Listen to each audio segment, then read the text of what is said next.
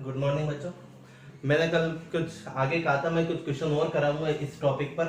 तो हम देखते हैं आगे के टॉपिक क्वेश्चन, कुछ इस पर और क्वेश्चन करते हैं मैं सोल्यूबिलिटी के ऊपर। ठीक है, चलो देखो ये क्वेश्चन मैंने आपको दिया हुआ है। बताइए इसमें सबसे ज्यादा सोल्यूबिलिटी किसकी होगी। ठीक है, तो हमने कल क्या देखा था, solubility depends on hydration energy, sorry solubility depends on hydration energy and lattice energy. ठीक है, हमने क्या कहा था, hydration energy is greater then lattice energy. अगर हाइड्रेशन एनर्जी लैटिस एनर्जी से ज्यादा है तो यहाँ पर क्या होगा, कंपाउंड जो भी है हमारा क्या होगा, सोल्यूबल होगा। ठीक है, और सेकंड हमने क्या देखा था कि हाइड्रेशन एनर्जी अगर लैटिस एनर्जी से कम है तो हमारा जो कंपाउंड होगा वो कैसा होगा, इनसोल्यूबल। तो अल्टीमेटली हमें करना क्या है, हमें लैटिस ही तो निकालना है, लैटिस एनर्जी निकालनी है।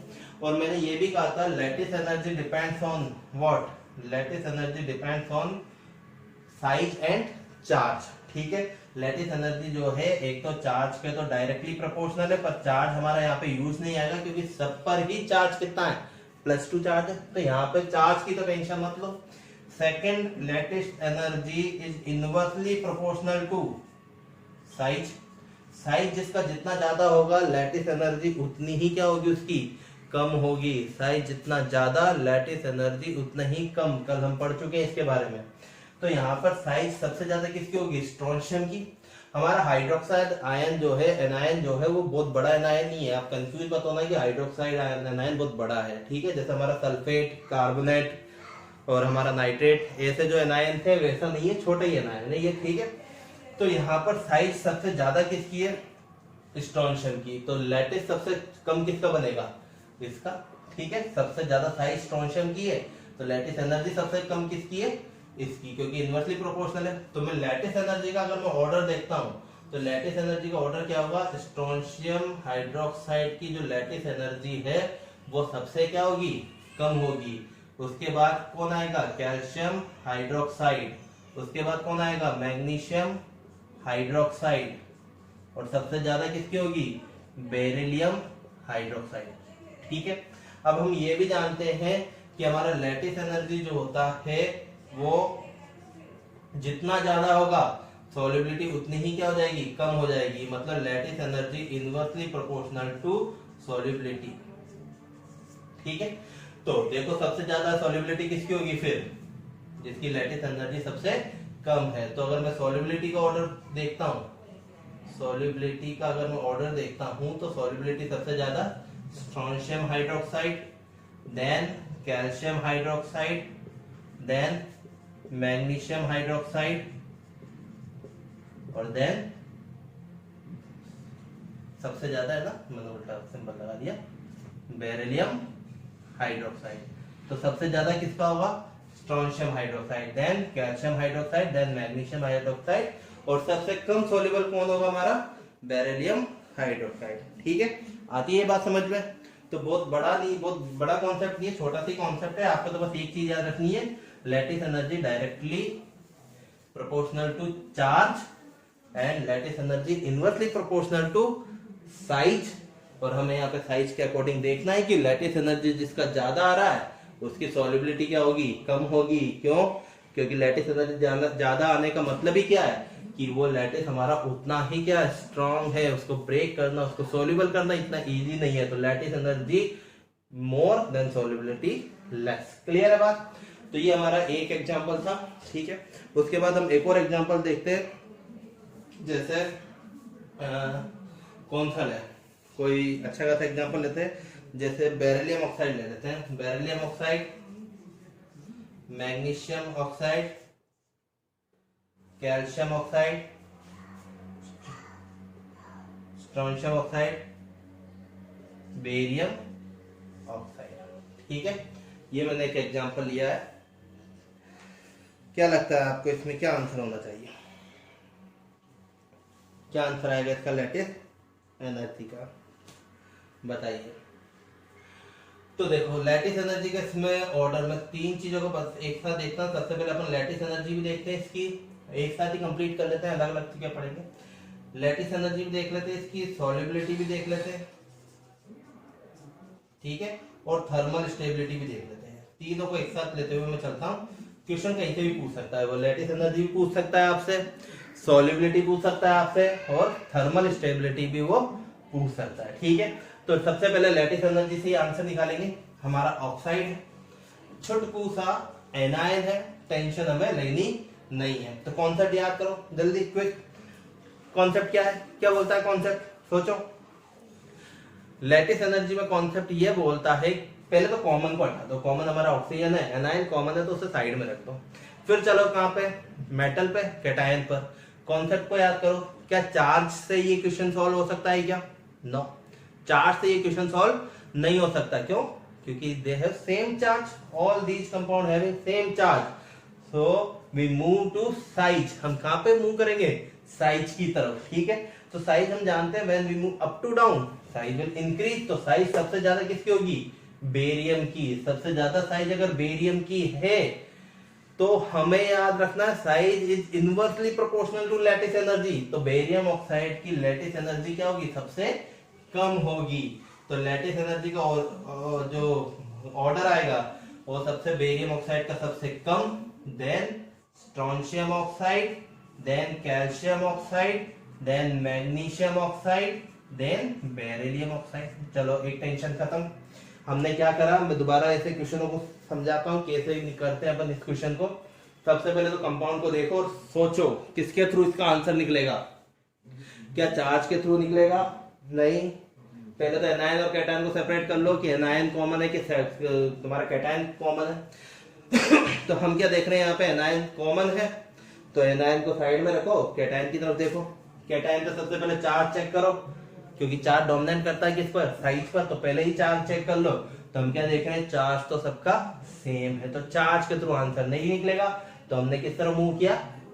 साइज की तरफ। हम जानते हैं लैटिस एनर्जी निकालना तो साइज के इनवर्सली प्रोपोर्शनल होता है लैटिस एनर्जी। साइज जितनी बढ़ती जाती है लैटिस उतना ही वीक बनता जाता है, क्योंकि फिटिंग परफेक्ट नहीं होती है। तो बेरियम की साइज सबसे बड़ी है तो इसकी लैटिस सबसे वीक बनेगा, लैटिस एनर्जी सबसे कम होगी। तो लैटिस एनर्जी का ऑर्डर सबसे कम ये, देन ये, देन ये, और सबसे ज्यादा बेरिलियम ऑक्साइड। अब बस कुछ नहीं करना, लैटिस एनर्जी आ गया तो बाकी आ ही जाएंगे सामने। सॉल्युबिलिटी पे देखो, तो हम क्या देखते हैं कि लैटिस जितना परफेक्ट बनता है वो उतना ही मजबूत होता है, उसको तोड़ना उतना आसान नहीं होता। दैट मीन उसको सॉल्युबल करना आसान नहीं होता। तो इस ऑर्डर का जस्ट उल्टा ऑर्डर आ जाएगा क्या? सॉल्युबिलिटी। तो मुझे ज्यादा समझाने की जरूरत नहीं पड़नी चाहिए। सॉल्युबिलिटी का ऑर्डर क्या होगा? Beryllium oxide is greater than magnesium oxide, then calcium oxide, then strontium oxide, and at last barium oxide. चलो थर्मल स्टेबिलिटी की बात करते हैं अपन। तो थर्मल स्टेबिलिटी में आपको क्या लगता है? थर्मल स्टेबिलिटी, तो हम क्या देखते हैं, थर्मल स्टेबिलिटी का मतलब ही क्या है? थर्मल स्टेबिलिटी का मतलब होता है कि थर्मल स्टेबिलिटी का मतलब होता है कि कितना हीट दूं कि हमारा जो लैटिस है वो ब्रेक होना स्टार्ट हो जाए। ठीक है, थर्मली वो कितना स्टेबल है। तो हम क्या देख रहे हैं, थर्मली स्टेबल मतलब में लैटिस अगर ज्यादा स्ट्रॉन्ग बना है, ज्यादा मजबूत बना है, तो उसकी थर्मल स्टेबिलिटी भी तो ज्यादा होगी। लैटिस अगर मजबूत है तो उसको ज्यादा टेम्परेचर देना पड़ेगा, मतलब टेम्परेचर के अगेंस्ट उसकी स्टेबिलिटी काफी ज्यादा होगी। ठीक है, तो लैटिस एनर्जी इनवर्सली प्रोपोर्शनल होता है सॉल्युबिलिटी के, पर डायरेक्टली प्रोपोर्शनल होता है किसके? थर्मल स्टेबिलिटी के। तो लैटिस एनर्जी का जो ऑर्डर आ रहा है वही किसका ऑर्डर आएगा? थर्मल स्टेबिलिटी का। Barium oxide, then strontium oxide, then calcium oxide, then magnesium oxide, then beryllium oxide. Clear है बच्चों, बात समझ में आती है यहाँ तक? ठीक है, ये दो क्वेश्चन अच्छी तरह समझ में आ गए होंगे आई होप। ठीक है, चलो आगे क्वेश्चन करते हैं अपन। नेक्स्ट क्वेश्चन,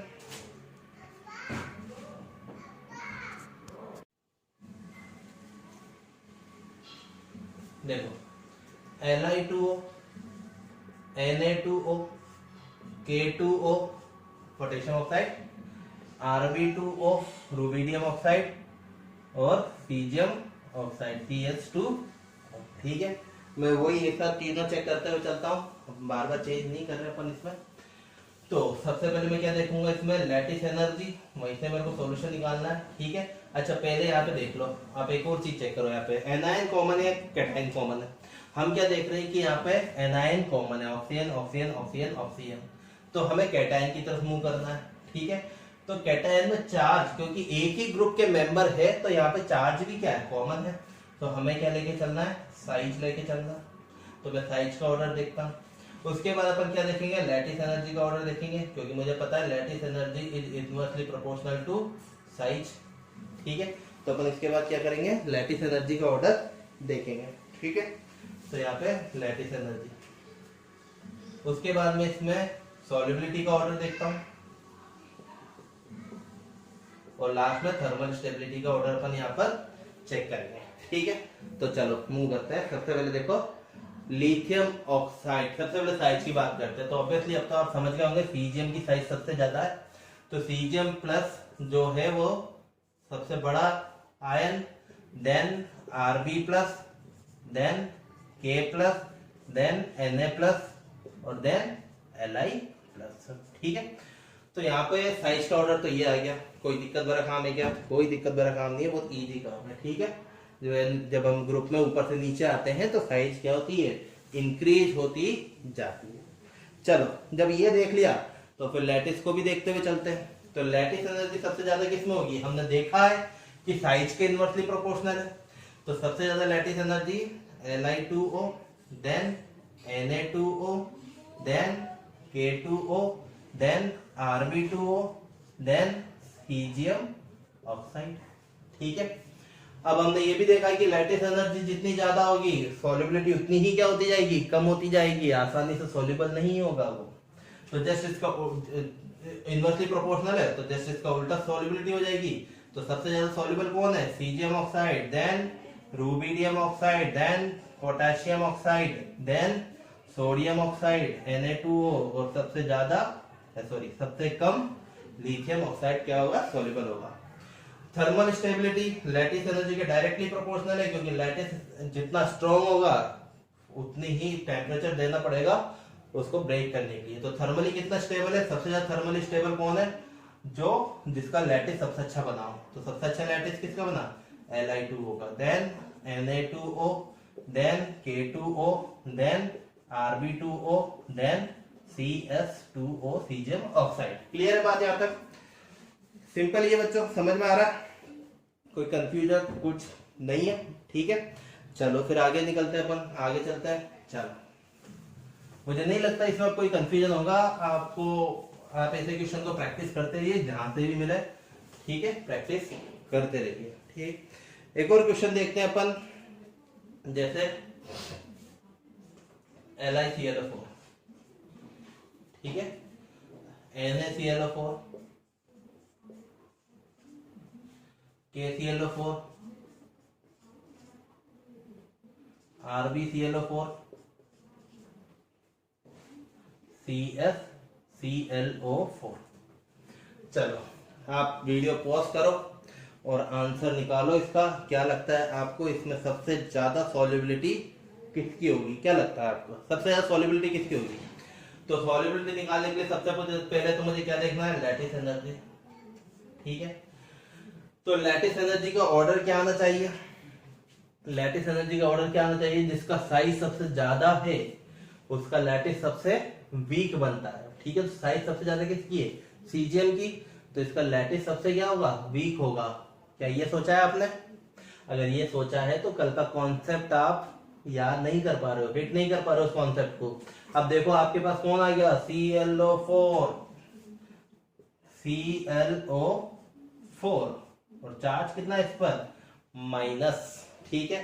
तो आप देखो इसको कैसे बना सकता हूं, क्लोरीन के आउटर मोशन में कितने इलेक्ट्रॉन है, 1 2 3 4 5 6 और 7, इतने ही इलेक्ट्रॉन है, 7 इलेक्ट्रॉन इसके आउटर मोशन में। तो हम इसकी स्ट्रक्चर कैसे बना सकते हैं, double bond oxygen, double bond oxygen, double bond oxygen और O-। आप खुद से सोचो कि कितना बड़ा एनायन, और जब एनायन बड़ा हो जाता है तो फिर हमारा लैटिस स्ट्रॉन्ग कब बनता है। इस एनायन को बेचारा लिथियम तो आसपास भी नहीं पटकेगा, पटकेगा क्या, बहुत बड़ा एनायन है, और इस लिथियम में इतनी क्षमता नहीं है कि इससे दोस्ती कर ले। आपने देखा होगा ना कि कभी कभी कोई मूवी बनती है जिसमें लड़की तो बहुत बड़े घर की अमीर फैमिली की होती है बहुत ज्यादा, और लड़का बहुत गरीब फैमिली का होता है। ठीक है, ऐसे 2-4 मूवी याद तो आती है मेरे को, पर बहुत पुरानी वाली है, देखी लाडला शायद ऐसी मूवी है, श्रीदेवी वाली, अनिल कपूर और श्रीदेवी वाली। तो उसमें क्या होता है, खटास होते हैं रिश्तों में, बहुत ज्यादा खटास हो जाता है, क्योंकि थोड़ा स्टेटस प्रॉब्लम आ जाती है। वही वाली बात है, एनायन काफी बड़ा, एनायन क्या है, बहुत बड़ा, और कैटायन बेचारा गरीब, लिथियम Li+, क्या इसको होल्ड कर पाएगा, नहीं कर पाएगा। तो इनके बीच में दरारें आ जाएंगी, इनके रिश्तों में खटास पैदा हो जाएगी। इसको होल्ड कौन कर पाता है, इसके ऑलमोस्ट इसके आसपास साइज का सीजियम या इसके आसपास साइज का आयन।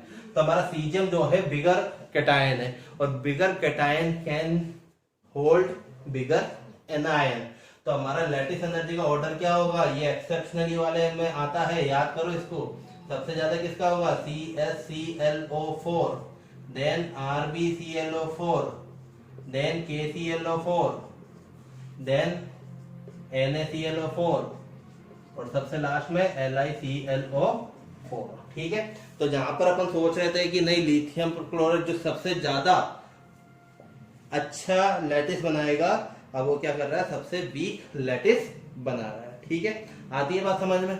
अब अगर ये सबसे वीक लैटिस बना रहा है, इसका मतलब इन दोनों के बीच में तलाक होने की संभावना भी क्या है, सबसे ज्यादा।